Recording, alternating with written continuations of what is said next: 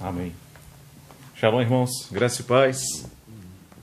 Hoje, como o Bion falou, né, como o Kleber aqui falou, hoje está sendo comemorado em todo o mundo, né, a celebração do Pentecostes, né, do Shavuot, a festa das semanas. E para quem pegou o estudo, né, sobre a festa das semanas, sobre o Shavuot ou Pentecostes, que é a mesma festa, são nomes diferentes para a mesma festa, entende o significado, né?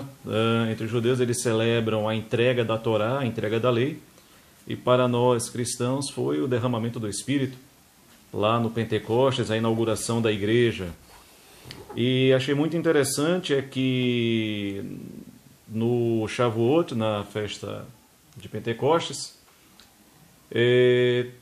os judeus eles não dormem, eles fazem vigília estudando a Torá. Eles passam a noite, né, estudando, porque de acordo com a tradição, quando a Torá foi entregue lá no Sinai, a palavra de Deus, a lei, foi entregue lá no Sinai, eles dormiram um pouco e o Eterno teve que acordá-los. Então, para compensar isso, eles passam agora a noite acordados, né, mas não sem propósito, com o propósito de estudar a palavra, de estudar a Torá que foi entregue. Isso para nós cristãos, nós que cremos em Jesus, né, no Senhor Jesus, em Yeshua, de certa forma um exemplo, né? É como Paulo fala, eu testifico que eles têm zelo de Deus, eles, quem o povo judeu tem zelo de Deus.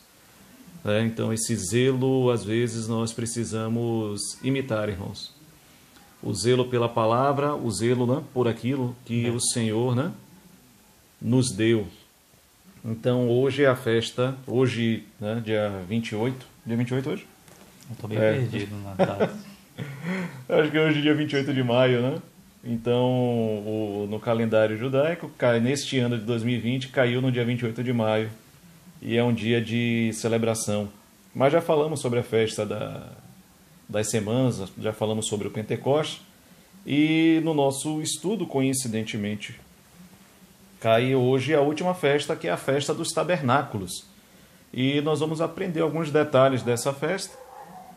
Não tem como assim esgotar o assunto, porque realmente ele é um tanto amplo, mas vamos ter uma visão panorâmica sobre a festa dos tabernáculos, o seu significado, como é que ela era celebrada. É muito interessante, irmãos. E para nós cristãos, o que é que essa festa tem a dizer à Igreja de Cristo? Será que é algo que ficou apenas na antiga aliança? Será que não tem uma mensagem cristocêntrica dentro do tabernáculo, dentro da festa dos tabernáculos, né, ou da festa chamada Sukkot, que é tabernáculos, né, plural? Será que não tem uma mensagem cristocêntrica que é aplicável ao Senhor Jesus, à sua igreja, ao seu governo que será realizado aqui na terra? Então nós vamos ver um pouco desses detalhes. O Sukkot, ou a festa dos tabernáculos, era a sétima e última festa do calendário festivo de Israel, dado por Deus lá em Levítico 23. Então, a festa dos tabernáculos, ela encerrava esse ciclo de 7 festas, era a última festa a ser celebrada. E a festa dos tabernáculos, ela fazia parte das 3 principais festas de Israel. Dentre as 7 festas, existiam 3 que eram consideradas as principais. E, obrigatoriamente, cada judeu, pelo menos uma vez na vida, teria que subir a Jerusalém para poder adorar ao Senhor. Então, as 3 festas principais eram o Pessa, que é a Páscoa, o Shavuot, que é o Pentecostes, e a festa do Sukkot, que é Tabernáculos. Então, essas 3 festas eram chamadas de Shalosh Regalim, que eram as festas da peregrinação, onde cada judeu ou cada israelita teria que peregrinar de onde estivesse até Jerusalém para adorar ao Rei dos Reis, para adorar ao nosso Deus, para adorar ao Eterno. E é muito, assim, irmãos, interessante. Então, para nós começarmos, né, a festa dos tabernáculos, ela é celebrada no 7º mês do calendário judaico, que é o mês de Tishri ou Etanim, que é o mesmo mês, e ela é celebrada no dia 15 Lembremos-nos que no dia 1º do 7º mês, no dia 1º de Tishri, entre o dia 1º e o dia 2, era celebrado Yom Teruah, que é a festa das trombetas. No dia 10, era celebrada o Yom Kippur, que é a festa da expiação. E 5 dias após, era o clímax, né? Então era celebrada a festa dos tabernáculos, ou o Sukkot. Então, dentro do 7º mês, haviam 3 festas que aconteciam, digamos que, seguidamente. Dia 1º, festa das trombetas. Dia 10, o dia da expiação. E dia 15, a festa dos tabernáculos. E vamos lá, irmãos. Vamos então abrir as nossas Bíblias, né, Kleber? Vamos lá para Levítico 23. Eu vou pedir que, por gentileza, aí, Kleber, leia. E em Levítico 23, nós vamos começar a partir do versículo 33. Levítico 23, verso 33. E o Senhor falou a Moisés, dizendo: Fala aos filhos de Israel, dizendo: Ao 15º dia deste 7º mês, por 7 dias, será a festa dos tabernáculos ao Senhor. No primeiro dia haverá uma santa convocação, nenhum trabalho servil fareis nele. 7 dias oferecereis uma oferta feita por fogo ao Senhor. No dia 8º tereis uma santa convocação, e oferecereis oferta feita por fogo ao Senhor. Isso é uma assembléia solene, e nenhum trabalho servil farei nele. Estas são as solenidades do Senhor, que proclamareis para serem santas convocações, para oferecer ao Senhor uma oferta feita por fogo, uma oferta queimada e uma oferta de alimentos, um sacrifício e oferta de bebida, cada coisa no seu dia, além dos sabates do Senhor, e além dos dons, e além de todos os vossos votos, e além de todas as vossas ofertas voluntárias que dareis ao Senhor. Também, ao 15º dia do 7º mês, quando tiverdes recolhido o fruto da terra, celebrareis a festa do Senhor, por 7 dias. No dia 1º haverá um sabate, e no dia 8º haverá um sabate. E tomareis para vós, no primeiro dia, ramos de árvores formosas, ramos de palmeiras, ramos de árvores espessas e salgueiros de ribeiros. E vos alegrareis perante o Senhor vosso Deus por 7 dias. E celebrareis essa festa ao Senhor por 7 dias no ano. E isso será um estatuto eterno pelas vossas gerações.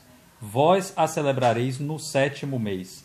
Vós habitareis em tendas por 7 dias. Todos os nascidos em Israel habitarão em tendas, para que as vossas gerações saibam que eu fiz os filhos de Israel habitarem em tenda quando eu os trouxe da terra do Egito. Eu sou o Senhor, vosso Deus. E isso Moisés declarou aos filhos de Israel as solenidades do Senhor. Então, amém. Então, como foi lido aqui, né, por Kleber, nós temos agora aqui o fechamento do ciclo com a última festa fixa dada por Deus, que é a festa dos tabernáculos. E o Senhor aqui estava dando, de uma maneira panorâmica, né, assim por cima, as determinações dessa festa, e ele marca a data do início da festa, que seria no dia 15 do mês de Tishri, do 7º mês, como nós aqui falamos. Então, a festa dos tabernáculos, ela tinha uma duração de 7 dias. Então, ela começava no dia 15 e só terminava 7 dias após. Então, ela era uma festa de uma longa duração. E durante todo esse período, os filhos de Israel, eles deveriam habitar em tendas. E nós vamos ver, então, algumas coisas, né, sobre isso. Então, assim, ela era celebrada com 4 tipos de plantas, digamos assim, né, determinadas pelo Senhor. Então, vamos lá. Era fruto de árvores formosas, ramos de palmeiras, ramos de árvores frondosas e também salgueiros. E nós vamos ver cada uma delas. Então, por determinação do Eterno, todos os filhos de Israel deveriam habitar em tendas. Agora, qual era o objetivo da habitação em tendas? Então, além de ser uma festa em si, uma celebração, ou um encontro marcado por Deus, também tinha um caráter didático, como todas as demais. Mas o caráter didático desta festa era para trazer a memória, era para trazer lembrança ao povo de Israel sobre o período de peregrinação no deserto, quando eles não habitavam em casas fixas, mas tinham que habitar verdadeiramente em tendas. Então é uma festa que lembra esse cuidado de Deus para com o povo durante os 40 anos no deserto. E o objetivo de se construir tendas, né, e de se habitar em tendas em épocas posteriores era justamente para poder aguçar a curiosidade das próximas gerações, das crianças.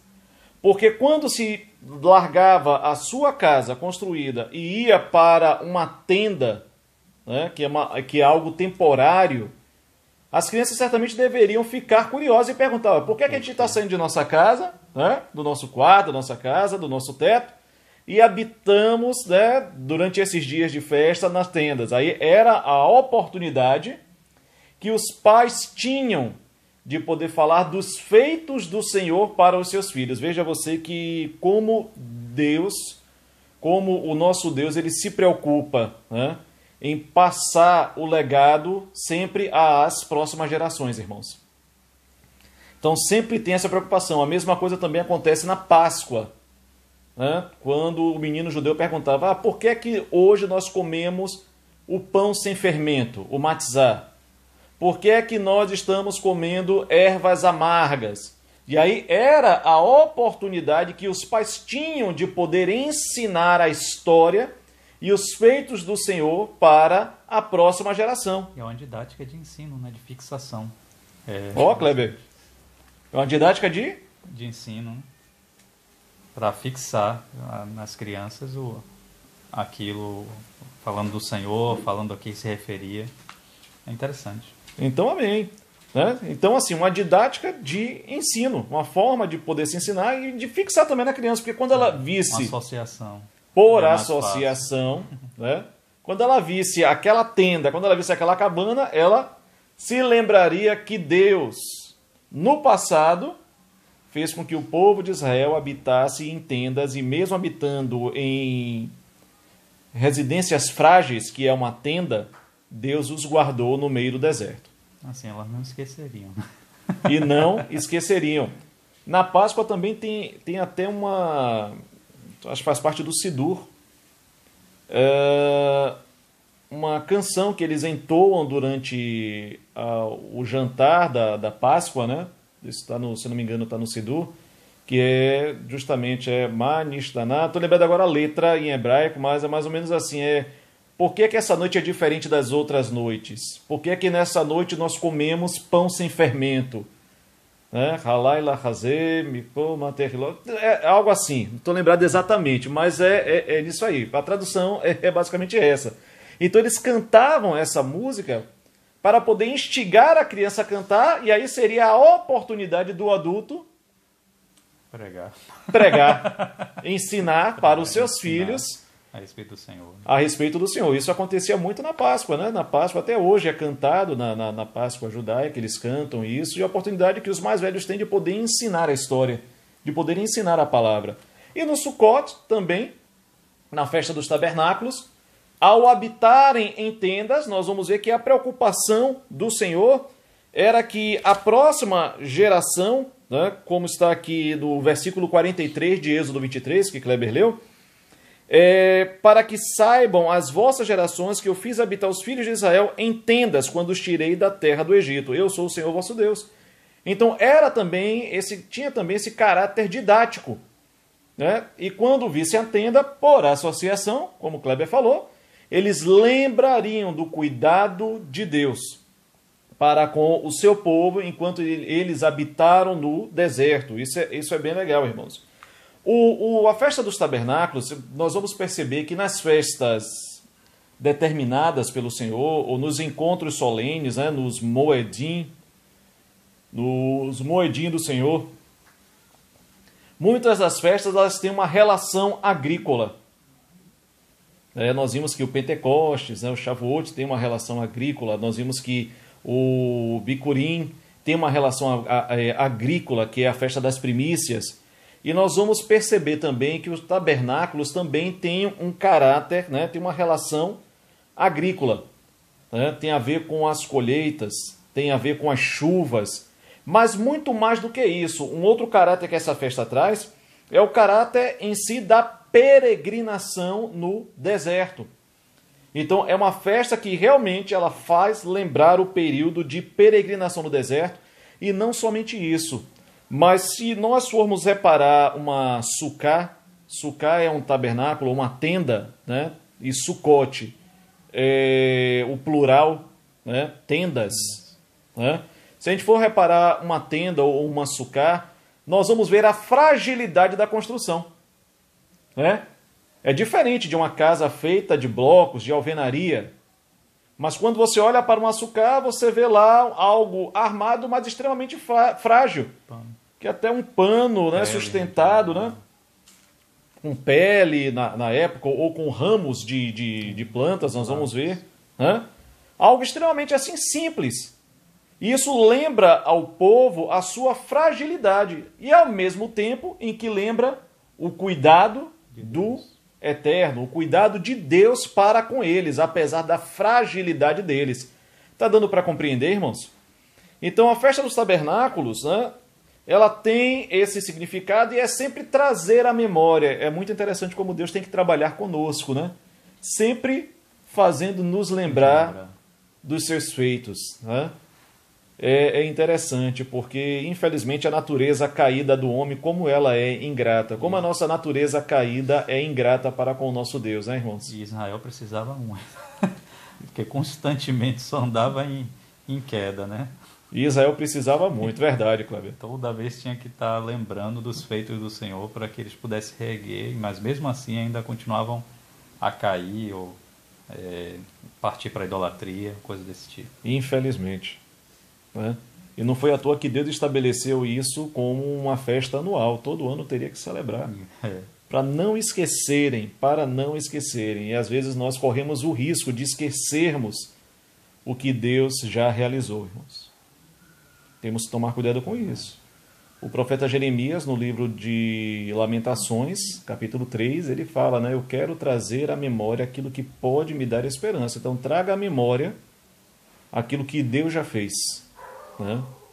Então as festas do Senhor, em especial aqui a que nós estamos tratando, o Sucote, a festa dos tabernáculos, ela visa trazer à memória do povo a fidelidade, a bondade de Deus, o cuidado, a proteção do Senhor sobre o seu povo. Essa palavra tabernáculo, né? É uma palavra que nós transliteramos do latim.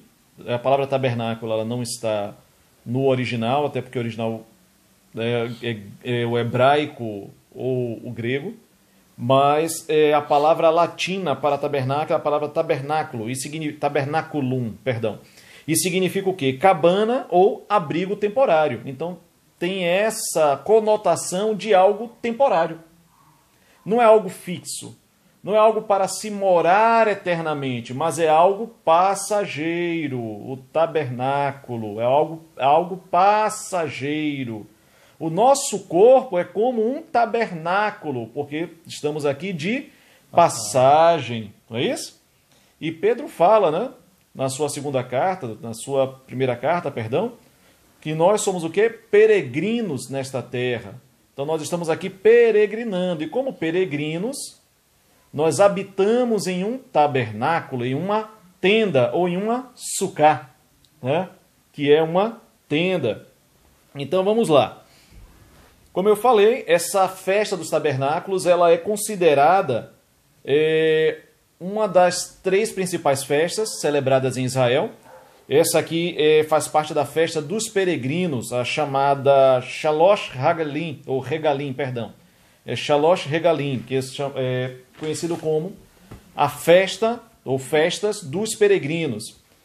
A sucá, que é o tabernáculo, né, que é a tenda, ela é um símbolo da proteção divina.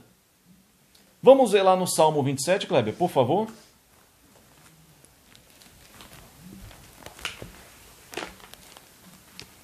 Salmo 27.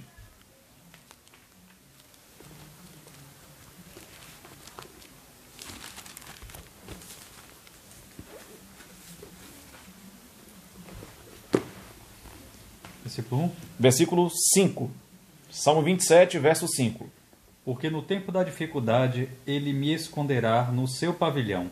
No segredo do seu tabernáculo ele me esconderá. Ele me porá sobre uma rocha. Olha que maravilha, irmãos. Então veja você que a Sucá, ela é um símbolo da proteção divina. No Salmo 27, no versículo 5, o salmista Davi fala que no dia da adversidade, no dia da dificuldade, o Senhor o ocultaria no seu pavilhão, no recôndito do seu tabernáculo. A palavra tabernáculo aqui em hebraico é a palavra ohel, mas é digamos, um sinônimo para Sucá. Então, no recôndito do seu tabernáculo, ele me acolherá, ele me protegerá, ele me dará abrigo. Então, a Sucá, ela tem essa conotação. Ela aponta para a proteção divina, e Davi conhecia isso. A Sucá também, irmãos, ou a tenda, ela é um chamado contra a vaidade. É um chamado contra a vaidade. Por quê, irmãos? É uma habitação. É simples. Era extremamente simples. Não tinha sofisticação na Sucá. Não tinha sofisticação na tenda. Então era algo extremamente simples, fácil de se fazer. Então isso quebrava um pouco do orgulho, um pouco da vaidade. Tanto até que o Senhor ordenou que mesmo quando eles estivessem na Terra Prometida, que mesmo quando eles estivessem habitando nas suas casas, durante o período da festa dos tabernáculos, eles deveriam habitar na tenda. Por quê? É um chamado contra a soberba, é um chamado contra a vaidade. Outra coisa também, a Sucá, no caso, a tenda, ela é um local de abrigo. Mas não somente de abrigo, mas é um local também de comunhão para com os desfavorecidos.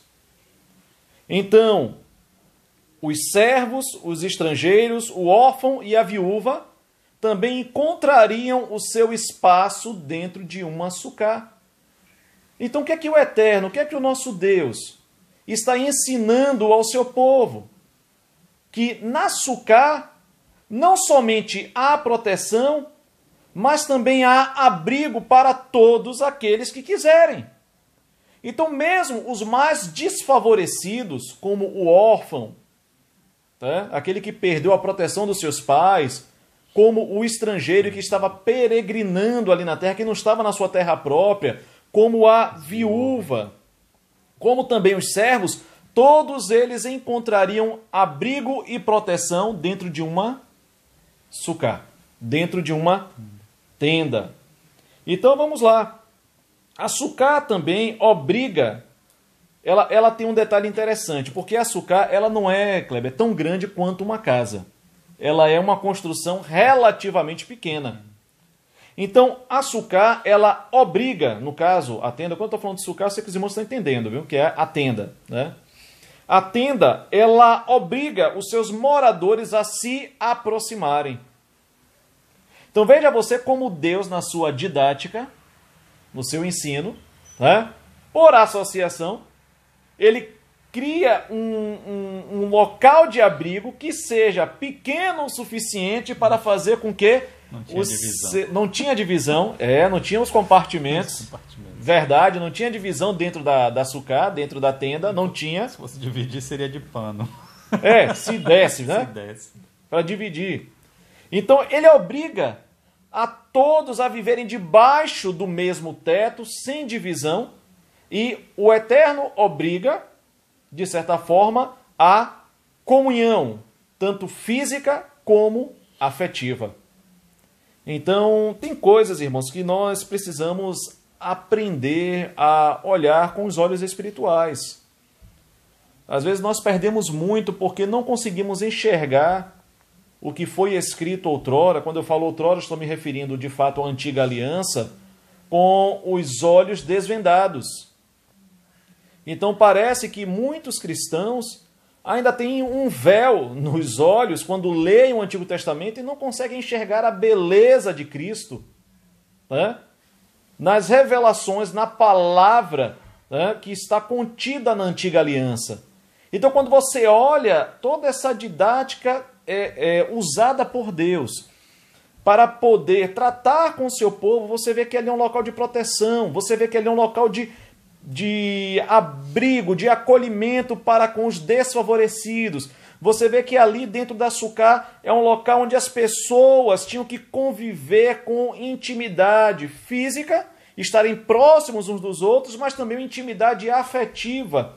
E você vai vendo toda a beleza que está por trás de uma simples tenda, de uma simples sucá, de uma simples cabana, irmãos. Vamos lá. A sucá tem um outro detalhe também interessante, né? A tenda, ela deve ser feita de tal forma que possibilite a visão das estrelas, uma visão do céu, né? Então, o que é que isso tem, irmãos, a nos dizer?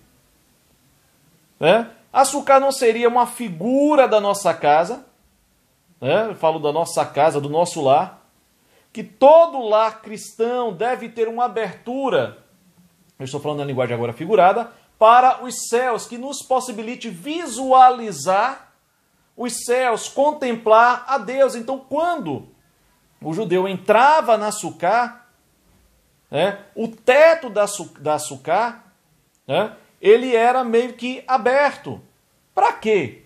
Para que eles pudessem contemplar os céus.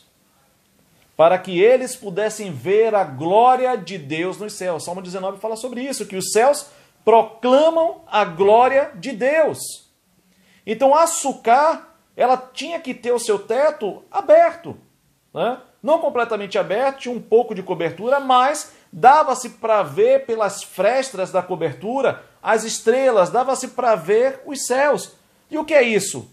É uma visão da glória de Deus, coisa que cada lar cristão deve ter. Os nossos lares devem ter, né, uma visão da glória de Deus. Então, por conta desse teto, no caso, né, a sucá estava sujeita à chuva, estava sujeito ao vento e estava sujeita também à luz do sol, né? Então era uma habitação extremamente o quê? Natural. Como foi dito, a sucá, ela é uma verdadeira figura, um verdadeiro modelo do lar cristão, pois todo lar cristão deve ter vista ou vistas para o céu, né? Para contemplar a glória de Deus. Salmo, vamos para o Salmo, Kleber? Salmo 19, 1.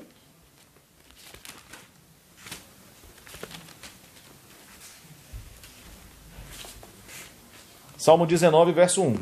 Os céus declaram a glória de Deus, e o firmamento mostra o trabalho das suas mãos. Aí, como o salmista Davi diz que os céus eles proclamam a glória de Deus. E o firmamento o quê? Declara, anuncia, mostra as obras das mãos de Deus. Então é muito importante que cada lar cristão tenha essa visão do céu para contemplar a glória do nosso Deus, assim como um sucá proporcionava aos seus habitantes. Né? Vamos lá. A sucá, irmãos, a tenda, ela é algo interessante, porque ela é paradoxal. Como assim paradoxal? Porque ela envolve dois aspectos. Ela tem um aspecto temporário, porque a sucá não é uma habitação permanente, mas ao mesmo tempo é uma habitação que permanece, que permaneceu ao longo dos séculos. Então a sucá, ela tem esse paradoxo da temporariedade e da eternidade contidas nela. Ela traz esses dois aspectos. Uma coisa que é interessante é sobre as árvores que deveriam compor a sucá. Vamos lá para Levítico 23:40. voltando lá para Levítico.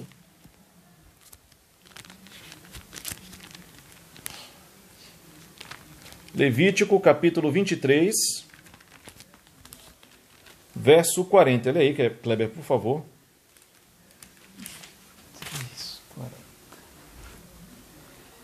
E tomareis para vós, no primeiro dia, ramos de árvores formosas, ramos de palmeiras, ramos de árvores espessas e salgueira de ribeiros, e vos alegrareis perante o Senhor vosso Deus por 7 dias.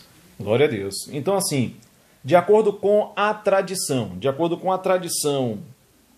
rabínica, entendeu-se que esse ramo de árvore formosa era a cidra, as plantas que eram utilizadas na construção da sucá e na formação do molho, né? Tinha que ser um molho para poder se abençoar, né? Um molho formado por esses ramos.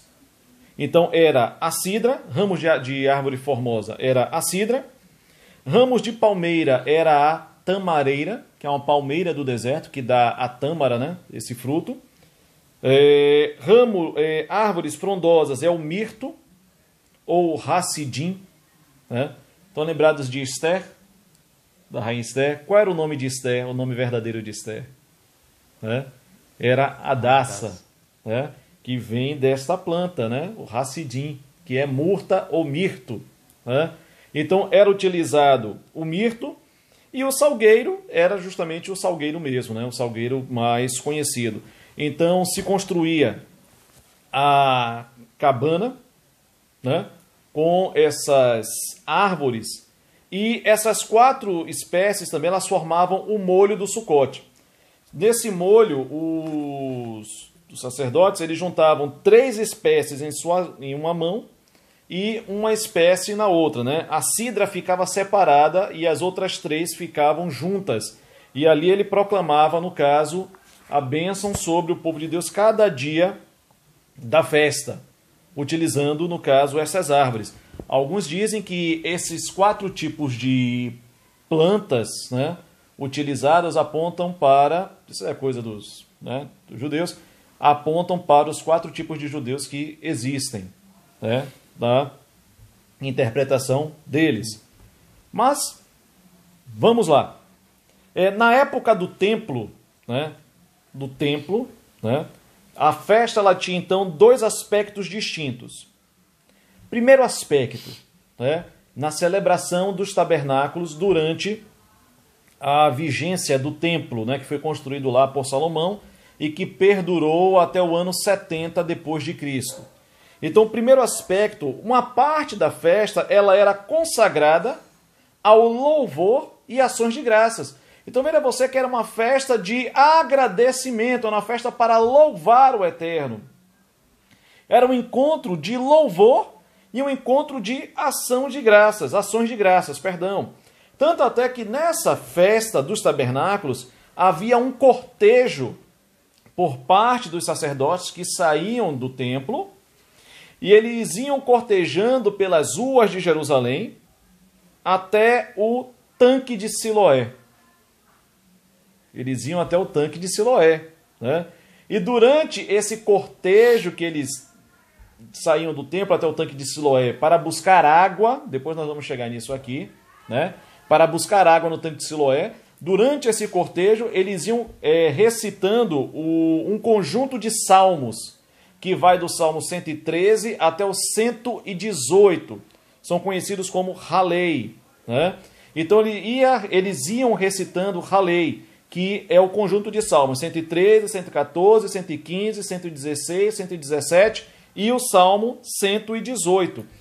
E nessa peregrinação, nesse cortejo dos sacerdotes, em especial, eles proclamavam o Salmo 118.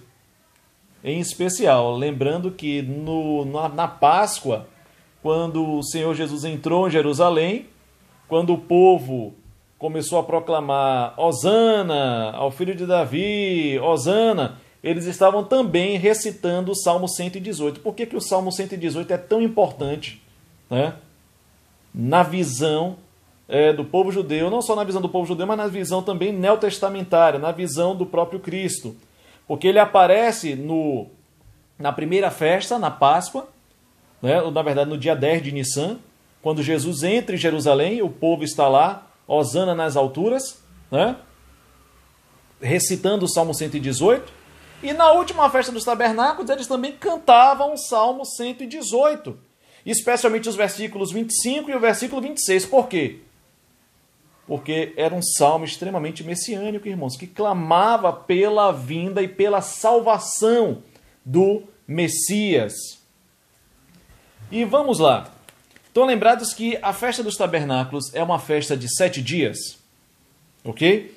Então, o 7º dia da festa, nós vamos ver isso um pouco mais à frente, mas vamos lá. O 7º dia da festa, ok? Era chamado de Rosh Hashanah Rabbah, ou seja, o dia, ou Rosh Hashanah Shabbat, que é grande salvação. Então, os sacerdotes rodeavam o altar no templo durante 7 vezes, recitando o Salmo 118. O que é que eles estavam dizendo? Eles estavam clamando pela salvação do Eterno. E quem é a salvação do Eterno? Quem é a salvação dada por nosso Deus? É o Messias. E quem é o Messias? Jesus, o Cristo. Então eles davam 7 voltas em torno do altar, recitando o Salmo 118, clamando pela salvação do Messias. E isso acontecia no 7º dia da festa. Então esse era o primeiro ponto dessa festa, que era o louvor e ações de graças. Mas também, irmãos, tinha um segundo ponto, que era o aspecto da comemoração e dos festejos. Então, o que é que eles faziam? Eles comemoravam, as multidões à noite saíam com tochas pelas ruas de Jerusalém, comemorando, celebrando, tendo comunhão. Então, também era um outro aspecto. O primeiro aspecto era o louvor e ações de graças a Deus, né? Eles celebravam a Deus. Eles agradeciam ao Senhor pelas chuvas que Deus havia enviado e também aproveitavam a oportunidade para orar por novas chuvas, porque eles dependiam da chuva para as suas colheitas. Ok? Então era o primeiro aspecto, ações de graça. E no segundo aspecto era a comunhão entre os filhos de Deus. Era a comunhão no meio do povo de Deus, era a comemoração. E eles tinham prazer.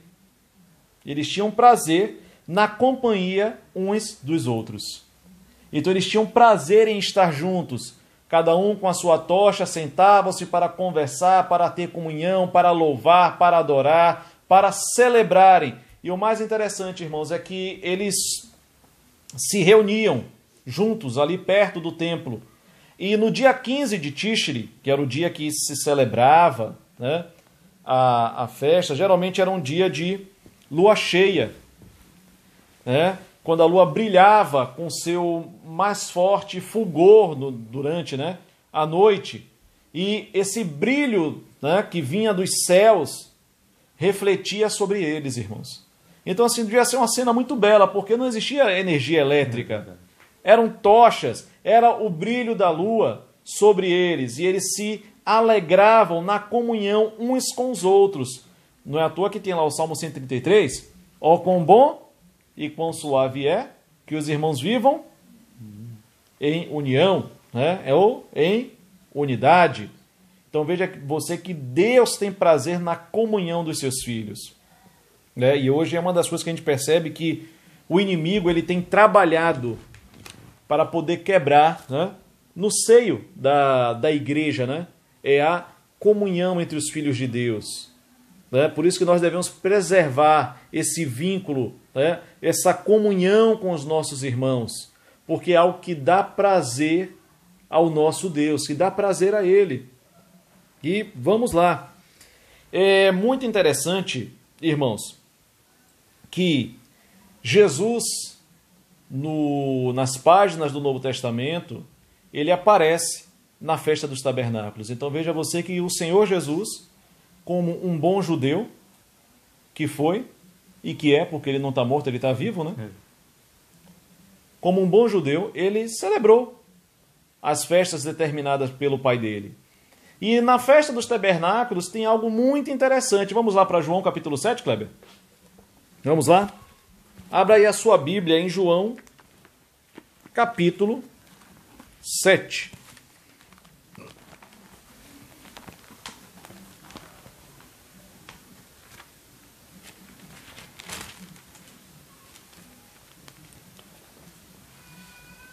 Qual versículo? Leia a partir do versículo 1. Vamos lendo e a gente vai, né? Uhum.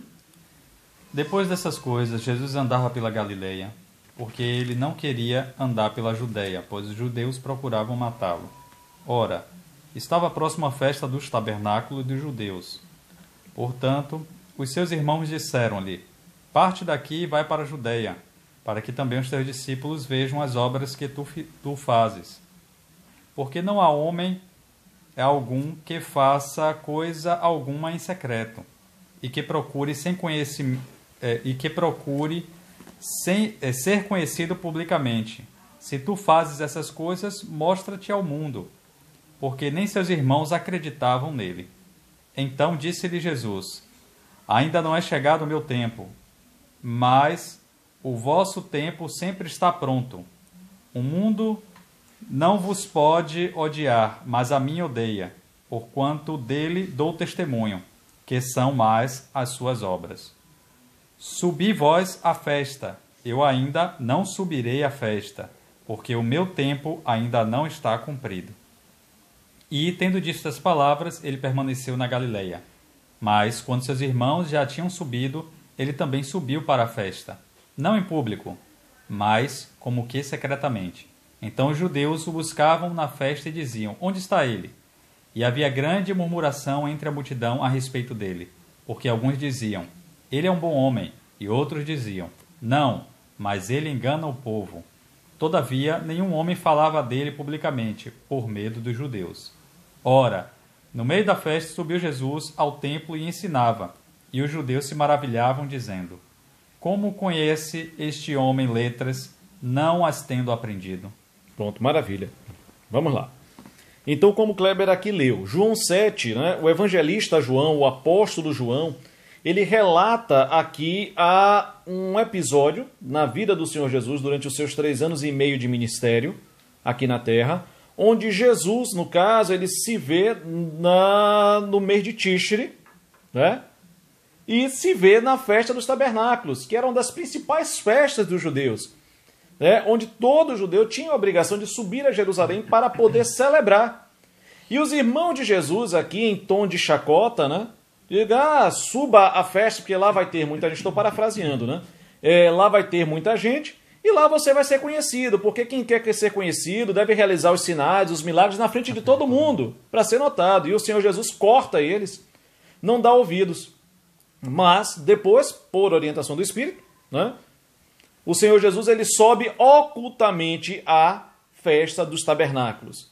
É importante nós vermos que o sentido das festas dadas pelo Senhor, ordenadas pelo Senhor, são todas essas festas, elas têm um cunho cristológico, messiânico, que apontam para Jesus. E Jesus aqui na festa dos tabernáculos, ele sobe em oculto para Jerusalém.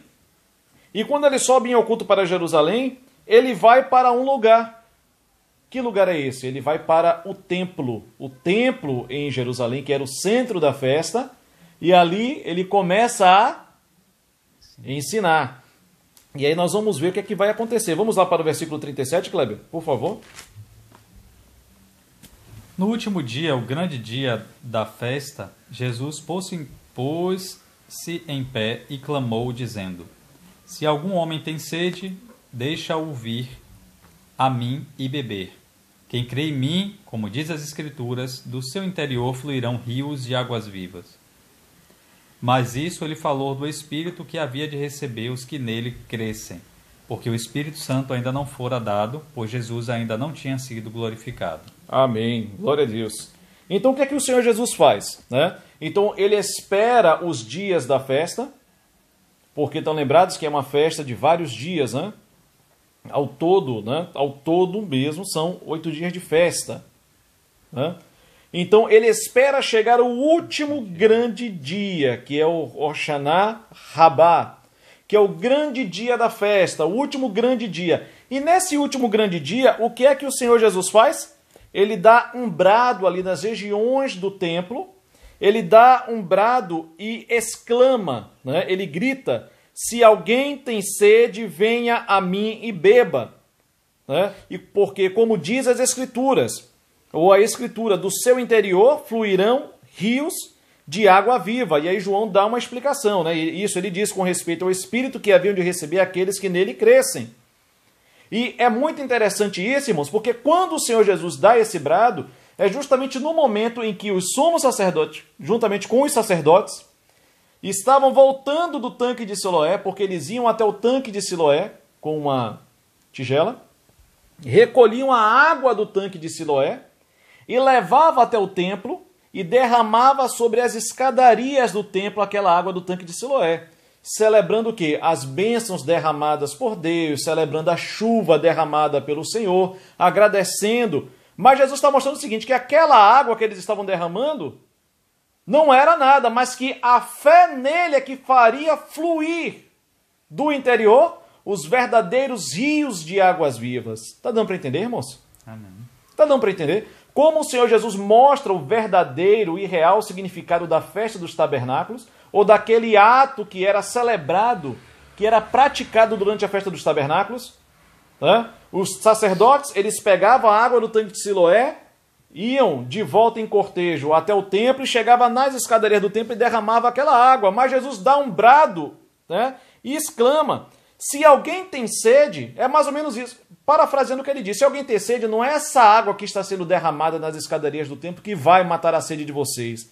Mas se alguém tem sede, venha até a mim e beba. Né? E aí ele faz uma citação do Antigo Testamento, pois, como diz a Escritura, do seu interior fluirão rios de águas vivas. E aí João dá a interpretação. Ele falou isso acerca do Espírito, que haveria de receber todos aqueles que nele crescem. Então, veja você que as festas determinadas pelo Senhor, e juntamente com toda a ritualística que envolvia essas festas, todas elas apontam para Cristo. Né? Eles entenderam o que Cristo estava se referindo, porque quando a gente lê assim, Sim. A gente, se eu tivesse no lugar lá dos que estavam ouvindo Cristo, eu dizia, esse é um maluco que levantou, que eu não entendi nada do que... não conhecendo o fato em si. Então, Sim. pelo que eu vejo aqui, do que eles disseram, este é profeta, este é o Cristo, eu acho que eles entenderam o que Cristo estava se referindo. Né? Ainda mais que você deixou claro como é que acontecia ali, a respeito do sacerdote, levar a água, derramar sobre a escadaria, o que a gente não consegue enxergar isso aqui. Por isso, olhando assim, a olho nu, sem conhecer de fato os acontecimentos, De né? estar lá presente, né? De estar presente, o acontecimento da festa, do que eles faziam, a gente não consegue entender nada do que Cristo levantar ali a voz e falar aquilo, né? Mas ele estava falando a respeito de uma referência em si, ele estava puxando uma referência, mas aí ele estava trazendo essa referência para si. Para ele, né? Isso é interessante. Kleber observa até uma coisa legal no texto, né, Kleber? Porque muitos tô vendo aqui no texto mesmo, versículo 40, né? Este é verdadeiramente o profeta. Né? Então, assim, a gente observa que eles entenderam, porque se eu ler esse aqui não conhecendo isso, eu acho que para muitos dos que estão aí assistindo também, acho que ler esse texto, e se parasse para poder meditar e dizer, cristão deu um de louco ali, levantou, falou nada com nada. Nada com nada. Realmente, porque a gente não à conhece. Primeira vista. À primeira vista, porque a gente não conhece o que acontecia de fato, né? A gente não sabia a respeito desses sacerdotes pegar a água do tanque de Siloé, levar, derramar sobre a escadaria, e entanto eles sabiam, eles estavam lá presentes, eles sabiam o que acontecia ali, né? Por isso que eu acho que eles entenderam o que Cristo quis dizer. Isso é muito legal, né? Então, aquele recurso, Jesus utilizou aquela prática como um recurso didático. É um recurso didático. Para dizer, vocês estão associando essa água à escadaria, mas essa água não vai matar a sede de vocês. Quem quiser ser saciado, verdadeiramente vai ter que beber de mim. Isso é muito para a gente perceber o quão a Bíblia não deve ser lida como um livro brasileiro, né? Um livro de português, escrita de cultura brasileira, de cultura ou brasileira, cultura ocidental, né? Verdade. Para poder a gente entender que há profundezas ali, que para a gente entender certos textos, a gente precisa conhecer, conhecer a cultura em si. Por exemplo, se tratava de uma festa. 3 minutos para a gente dar um break. Se a gente não soubesse o que era, como é essa festa, a gente não entendia certas frases ou certas mensagens. É muito interessante até perceber isso, porque dá a entender que o povo percebeu o que ele quis dizer. Dá a entender, né? O texto ele deixa isso aqui nas declarações que o povo dá. Esse é verdadeiramente o profeta. Né? Esse, no caso, ele é o Cristo. E é bem interessante, irmãos. Então a gente vê essa ritualística que acontecia na festa dos tabernáculos, né? No Rosh Hashanah Rabbah, nesse grande dia, no último dia da festa. E Jesus aproveitando aquele momento para poder mostrar o verdadeiro significado, né, daquele ato que era praticado pelos sacerdotes. Né? A água que está sendo derramada aí na escada, ela está apontando para mim. Seria mais ou menos isso. Então, aquele que tem sede, vem até mim. Né? Vem até mim e beba. Porque, como diz a Escritura, fluirão do seu interior rios de água viva. Aquela água acaba, né? Mas do seu interior fluirão rios. Amém. Aquela água era apenas uma tigelinha. Uma tigelinha. Era apenas uma tigelinha, mas Jesus prometeu rios. Né? E claro que esses rios a gente não entende de maneira literal, a gente sabe que isso aqui é uma linguagem figurada utilizada pelo Senhor, e o próprio João aqui já dá o significado. Isto ele diz com respeito ao Espírito, né? Ao Ruach HaKodesh, né? Que é o Espírito Santo. Essa expressão, né, que o Senhor Jesus utiliza está se referindo ao envio e ao recebimento da nossa parte, né, do Espírito Santo, irmãos. E nós já estamos no final. E o significado profético da festa, né? Vamos lá para Amós. Amós capítulo 9, versículo 11.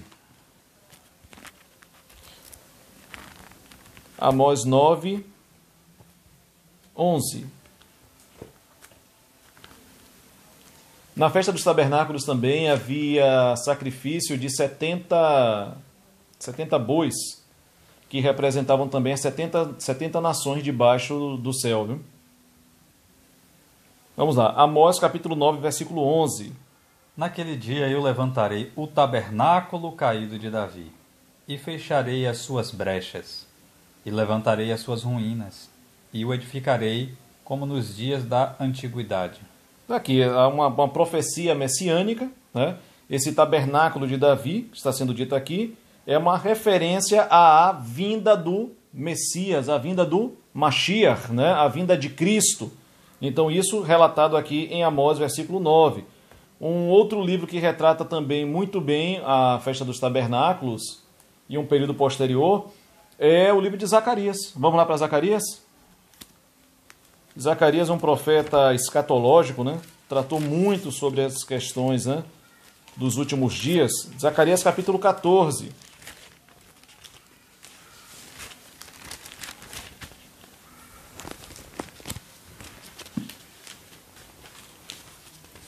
Zacarias 14, aí nós vamos ler, Kleber, do versículo 16 até o 21.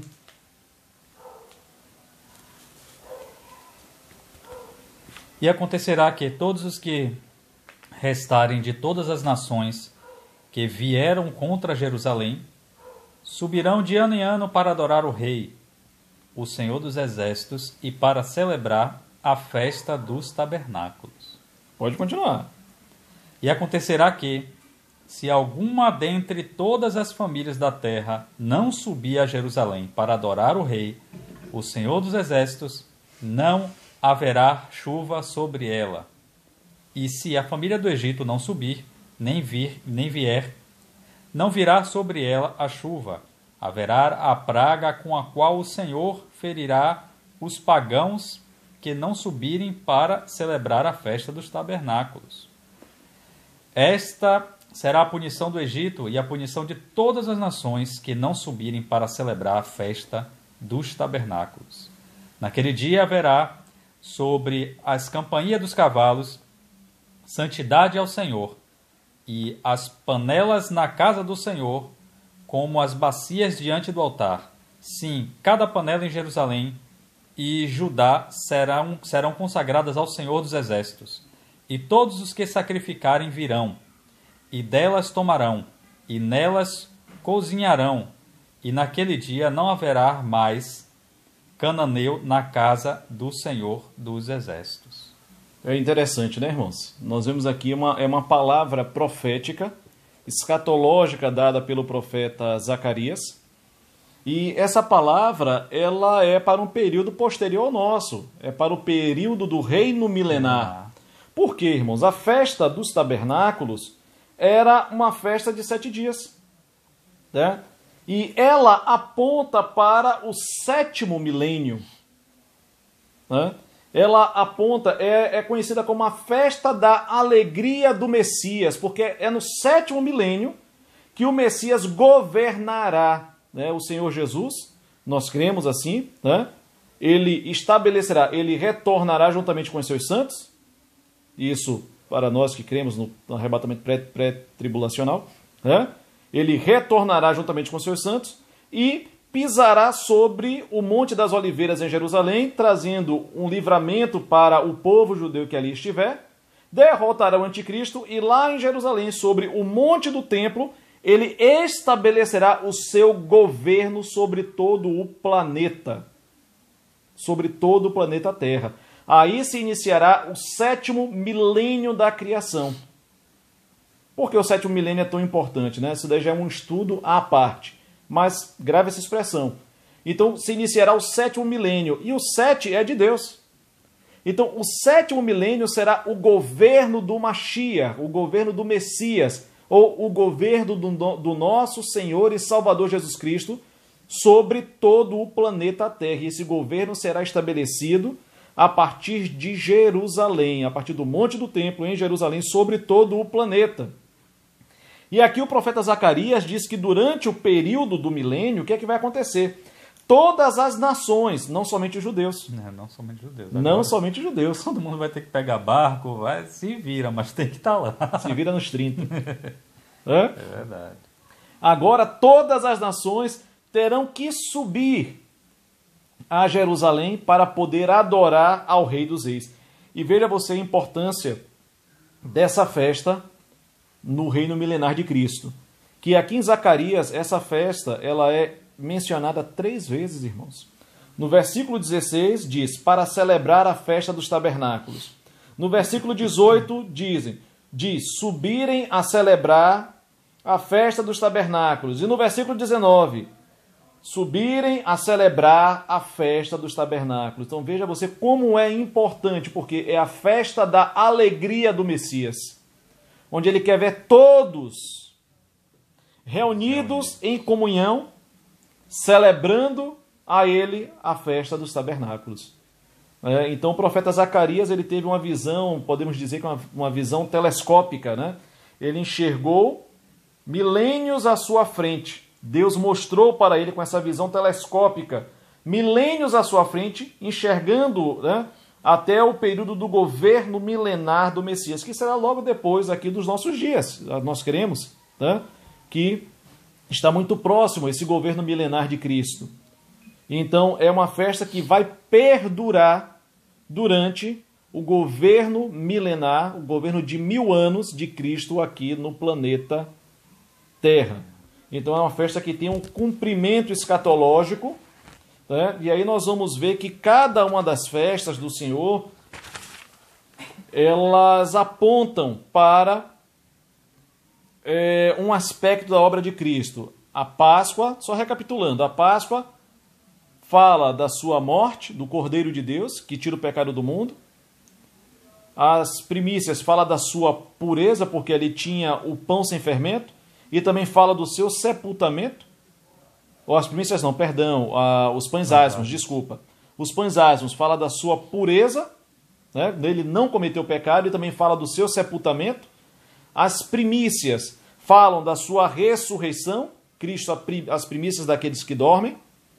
O Pentecostes fala do derramamento do Espírito e a inauguração da igreja, da outorga do Espírito e a inauguração da igreja. A festa das trombetas, cremos que aponta para o arrebatamento da igreja. O Yom Kippur fala do perdão e do livramento que será dado ao povo judeu no final da grande tribulação. E a festa dos tabernáculos fala do governo milenar de Cristo durante o 7º milênio aqui na Terra, irmãos. Isso é muito interessante. Então, queridos, esse é o significado das festas judaicas, né? Precisamos deixar, irmãos, o preconceito. Quando eu falo pré-conceito, um conceito estabelecido previamente, sem nenhuma base. Precisamos deixar de lado o preconceito e entender com as lentes de Cristo, com a lente ou com a ótica cristológica, e passar a enxergar Cristo na antiga aliança. Passar a enxergar Cristo no Antigo Testamento. Até nas festas Cristo está presente, irmãos. Todo o Antigo Testamento ele é uma sombra que aponta para o Messias. E as 7 festas estabelecidas pelo Senhor, os 7 encontros marcados, encontros solenes estabelecidos pelo Senhor, apontam para aspectos da vida e da obra do Senhor Jesus. E para finalizar, João, o apóstolo João, lá no Evangelho de João, no capítulo 1, versículo 14, ele fala que e o verbo se fez carne e habitou entre nós. Ele diz lá que o Logos se fez carne, né? E habitou. Esse habitou tabernaculou, né? Jesus armou o seu tabernáculo entre os homens, né? E o tabernáculo está falando do seu corpo, né? E o verbo se fez carne e tabernaculou entre nós. Sempre foi o desejo de Deus de tabernacular entre os homens, de habitar entre os homens. Sempre foi o desejo dele, irmãos. Então, nós finalizamos por aqui essa 7ª e última e grande festa dos tabernáculos. E esperamos que tenha, né, edificado aos irmãos, que de alguma forma, né, nos faça nos achegar mais ao Senhor Jesus, a dependermos mais dele e a vermos as maravilhas que estão contidas na sua palavra. Que Deus abençoe os irmãos, né?